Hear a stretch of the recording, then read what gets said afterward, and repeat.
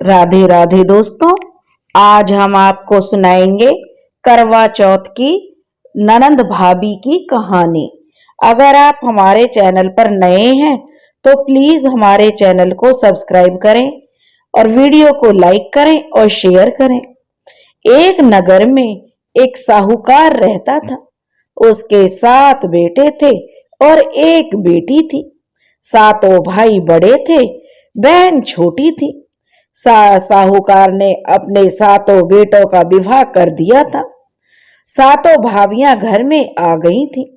अब सबसे छोटी सातों भाइयों की प्यारी बहन जिसकी शादी हो गई थी, पहला करवा चौथ था, इसलिए सातों भाई अपनी बहन से बहुत प्रेम करते थे। अपनी बहन के बिना खाना नहीं खाते थे।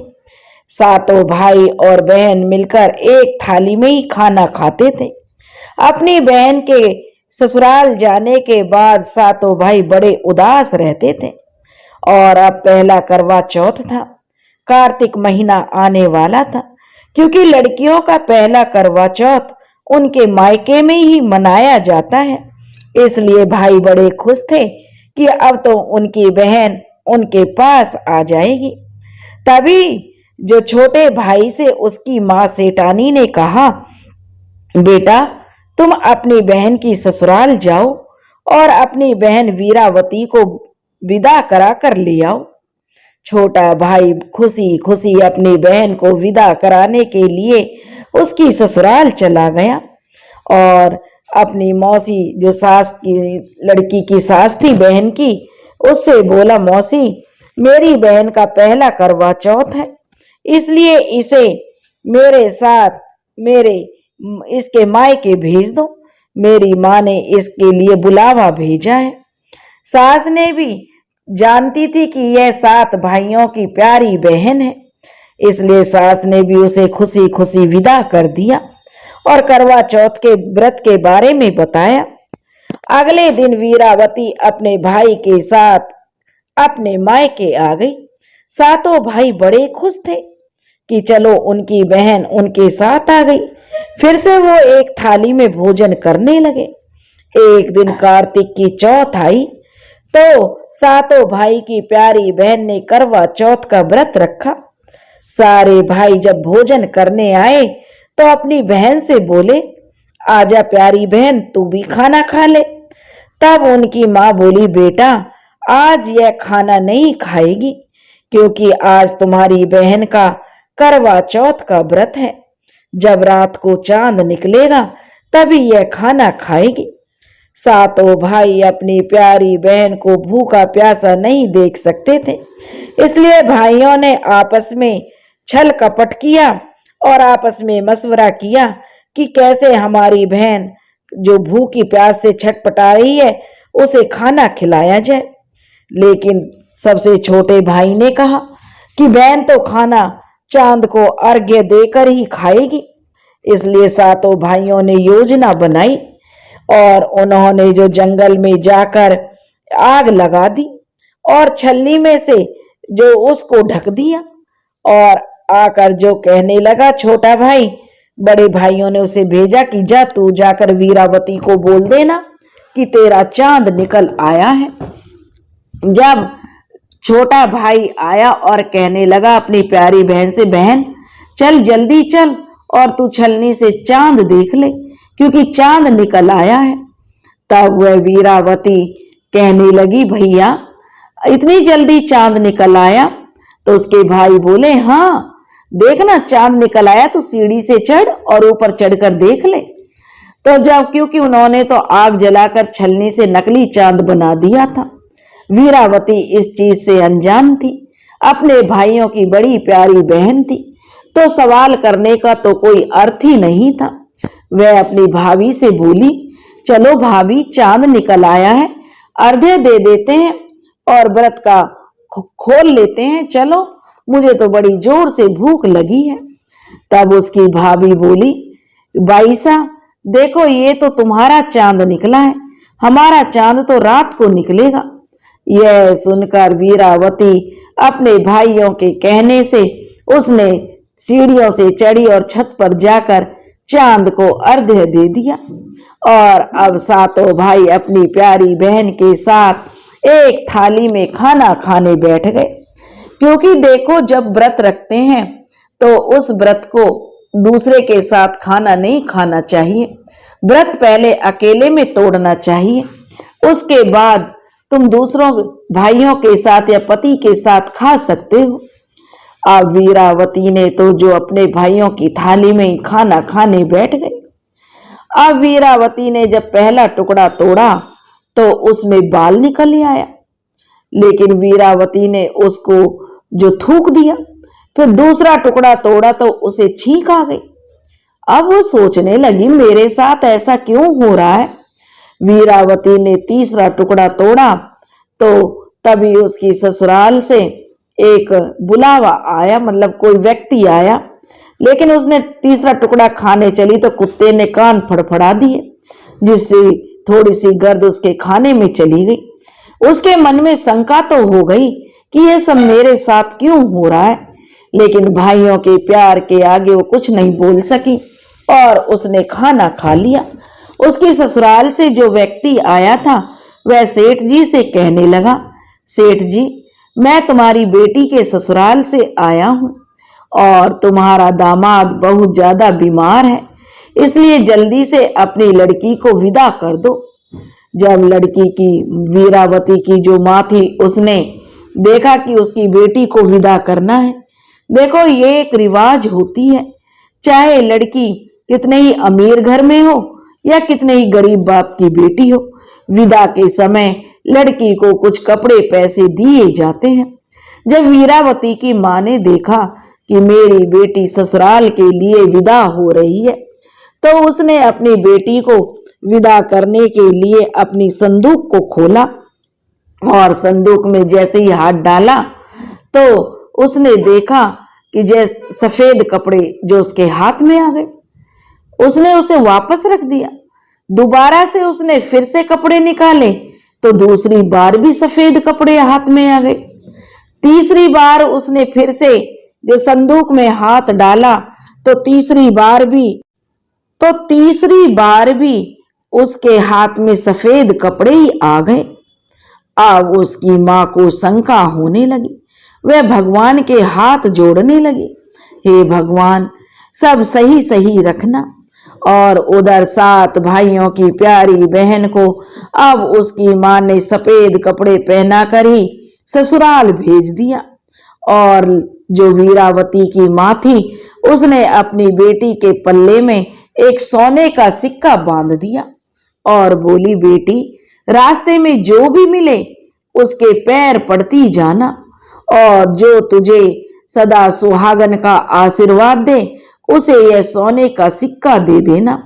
और वीरावती ने पल्ले में गांठ लगा ली। उसने कहा कि सदा सुहागन कहे उसको सिक्का दे देना और अपने पल्ले में गांठ भी लगा लेना। अब वीरावती अपने भाई के साथ अपने ससुराल के लिए विदा हो गई। अब उसे रास्ते में जो भी मिलता वह सबके पैर पड़ने लगी। लेकिन जब वो थोड़ी आगे चली तो उसे एक ग्वाला मिला जो गैया चरा रहा था। उसने उस ग्वाले के पैर छू लिए तो ग्वाला बोला कि तुम्हारा जो पीहर जो भरा रहे, तुम खूब खुश रहो, ऐसे उसने आशीर्वाद दिया। लेकिन सदा सुहागन का उसने आशीर्वाद नहीं दिया। अब वह थोड़ी आगे चली तो कुएं पर कुछ पनिहारी पानी भर रही थी। उसने उन पनिहारियों के पैर छुए तो उन्होंने भी कहा कि तुम्हारा पीहर भरा रहे, तुम्हारे भाई खुश रहें। लेकिन उन्होंने भी उसे सदा सुहाग का आशीर्वाद नहीं दिया। वह चलती गई, जो भी रास्ते में मिलता गया सबके पैर पड़ती गई, लेकिन किसी ने भी उसे सुहागन, सदा सुहागन रहो यह आशीर्वाद नहीं दिया। अब वीरावती ससुराल में आई तो दरवाजे पर उसकी लाडली छोटी ननंद खेल रही थी। उसने अपनी ननंद के पैर पड़ी तो ननंद बोली, सीली हो, सपूती हो, 7 बेटों की माँ हो, मेरे भाई को सुख देख और सदा सुहागन हो।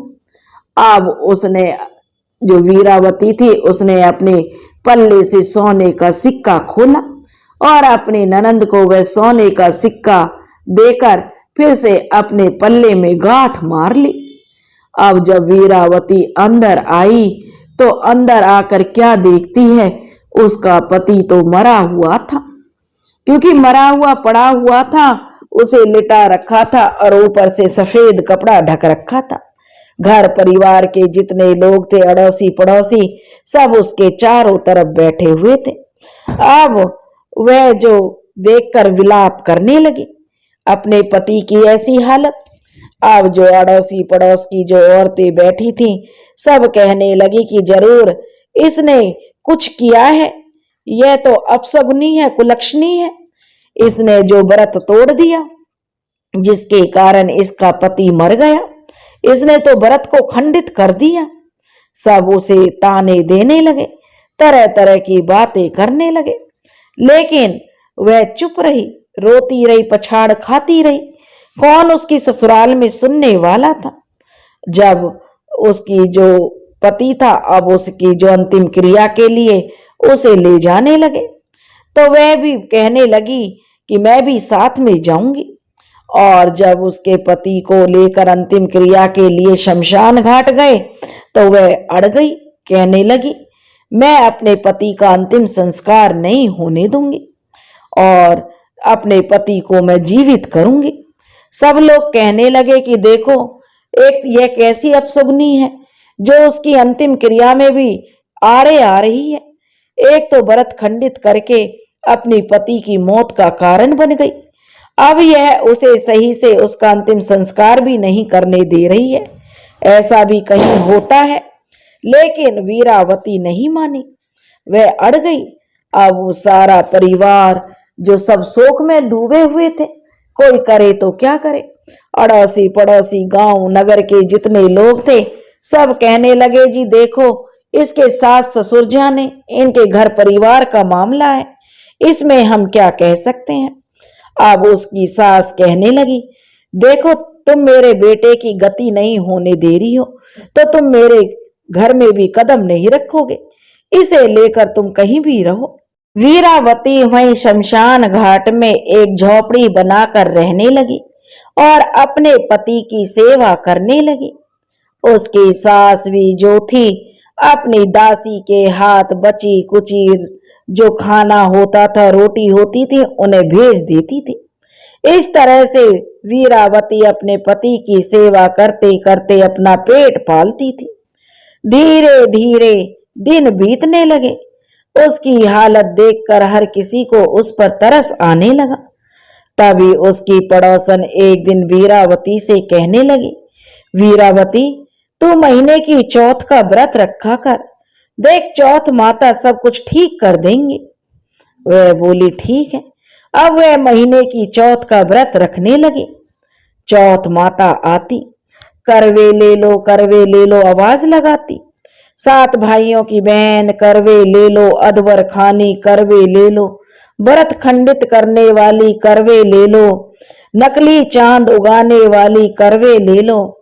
अब वह करवे मांगती तो करवा जो चौथ माता आती, वो कहती कि देख वीरावती, मेरे पास तेरा करवा नहीं है, तो मेरी बहन आएगी तो तू उससे लेना। ऐसे करके अगले महीने दूसरी चौथ आई, उसने फिर यही आवाज लगाई, अधवर खाने, करवे ले लो, 7 भैयान की प्यारी बहन, करवे ले लो, व्रत खंडित करने वाली, करवे ले लो, दिन में चांद उगाने वाली, करवे ले लो। दूसरी चौथ आई बैसाख मास की, चैत मास की, तो चैत की ने नहीं दिया उसे, फिर बैसाख की आई तो उसने भी यही बोल दिया कि देख जब मेरी बहन आएगी तीसरी, वो तुझे करवे देगी। वो भी मना करके चली गई। अब बेचारी वीरावती हर चौथ का व्रत रखती और हर महीने चौथ माता आती और ऐसे बोल के चली जाती, 7 भैयान की बहन, करवे ले लो, अधवर खाने, करवे ले लो, लेकिन उसे कोई करवा नहीं देती। सब कहते कि अगले महीने मेरी बड़ी बहन आएगी, उससे लेना। जब अश्विन मास की चौथ माता आई तो उसे वीरावती पर दया आ गई। वीरावती बोली, हे चौथ माता, मुझ पर कृपा करो। चौथ माता आती हैं, मैं उनसे अपने पति की लंबी उम्र मांगती हूँ, लेकिन सब यही कहती हैं कि मेरी बहन आएगी, वो तुझे करवे देगी, वो तेरी इच्छा पूरी करेगी। हे चौथ माता, मुझ पर कृपा करो। अश्विन मास की जो चौथ माता थी वो कहने लगी, अक देखो वीरावती, अब जो कार्तिक मास की चौथ जो सबसे बड़ी चौथ होती है, जो चौथ माता आएगी तो कार्तिक मास की आएगी, क्योंकि उन्होंने ही तुम्हारे पति को जो प्राण लिए हैं, तो वो ही तुम्हें उनके प्राण लौटा सकती है। इसलिए तुम कार्तिक मास की चौथ का व्रत करना। और पूरा विधि विधान उनसे बताया। और जब वो करवे लेने आए ये तो तुम उसके लिए रास्ते में जो कांटे बिछा देना, तो वो चिल्लाती हुई आएगी, तो तुम जो सुई लेकर बैठ जाना। जैसे ही उनके पैर में कांटा चुभ जाएगा, तब तुम सुई से उनके पैर को पकड़कर जो कांटा निकाल देना, लेकिन तुम उसका पैर छोड़ना मत। और उसके पैर का कांटा निकलने के बाद वो तुम्हें आशीर्वाद देगी, भाई जियो साईं जियो। जब वह तुझे आशीर्वाद देगी तो तू उससे अपने पति के प्राण मांग लेना, यानी करवे मांग लेना। वह तुझे करवे देकर चली जाएगी, फिर तो उसका उज्जमन करना, जिससे तेरा पति अच्छा हो जाएगा। अब वीरावती को इंतजार था जो कार्तिक मास की जो करवा चौथ का जो बड़ी चौथ होती है। अब उसने जो कार्तिक मास के कृष्ण पक्ष की चौथ का इंतजार करने लगी। और जब कार्तिक मास की आई तो उसने देखा कि उसके अड़ोस पड़ोस में गांव गलियारों में सब औरतें नहा धोकर सिर धोया है, सबने साज श्रृंगार किया है, बड़े नई नई साड़ियां पहनी है, पर बेचारी के पास नई साड़ी तो थी नहीं। उसने अपनी साड़ी को धोकर पहन लिया और अपने ननद से थोड़ा जो श्रृंगार का सामान भी मंगा लिया था। तो उसकी सास कहने लगी, अरे पता नहीं इसको क्या चढ़ी है, पहले तो मेरे बेटे को खा गई और अब पता नहीं किसके लिए श्रृंगार मंगाया है। बुढ़िया ने दो चार बातें सुनाई, लेकिन ननद को श्रृंगार देकर भेज दिया। अब वीरावती ने भी अपना थोड़ा बहुत श्रृंगार कर लिया और करवा चौथ का व्रत रख लिया। रात को करवा चौथ माता आई चिल्लाती हुई, तो उसने जो अश्विन मास की चौथ माता बता कर गई थी, उसी तरीके से उसने रास्ते में कांटे बखेर दिए। जब चौथ माता आई तो चौथ माता के पैर में कांटा लग गया, तो वीरावती ने दौड़कर जो चौथ माता का पैर पकड़ लिया और सुई से कांटे को निकाल दिया। चौथ माता ने उसे आशीर्वाद दिया, सीली हो सपूती हो सदा सुहागन रहो। तो वह कहने लगी, माता तुमने ही लिया है तो मैं सदा सुहागन भी तुम ही करो। चौथ माता कहने लगी, तूने तो मुझे ठग लिया। और यह कहकर चौथ माता ने अपनी छोटी उंगली को चीरकर उसमें से छींटे मार दिए। राजा का लड़का जो था, उसका पति वीरावती का, वो राम राम कहते हुए खड़ा हो गया और अपनी पत्नी वीरावती से बोला, अरे आज तो मैं बहुत सोया।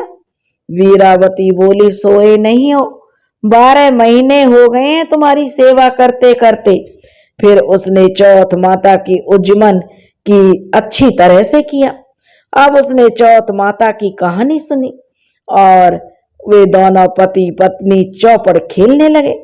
इतने में ही जो उसकी सास ने दासी को भेजा, वह तेल और गुड़ की डली लेकर आ गई। जब उसने देखा दोनों को खेलते हुए, क्योंकि जहां झोपड़ी थी चौथ माता उसमें लात मारकर चली गई, जिससे वहां बढ़िया मकान बन गया, महल जैसा। दोनों पति पत्नी अंदर जो चौपड़ खेल रहे थे, नौकर चाकर घूम रहे थे, खूब रौनक हो गई थी।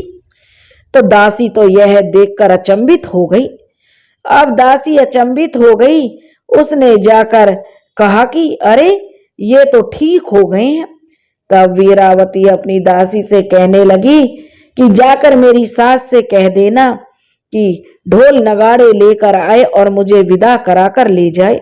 मैंने जो वादा किया था कि उनका बेटे को जीवित करके रहूंगी, तो मुझ पर चौथ माता की कृपा हुई है। उन्होंने मेरे पति को लंबी उम्र दी है।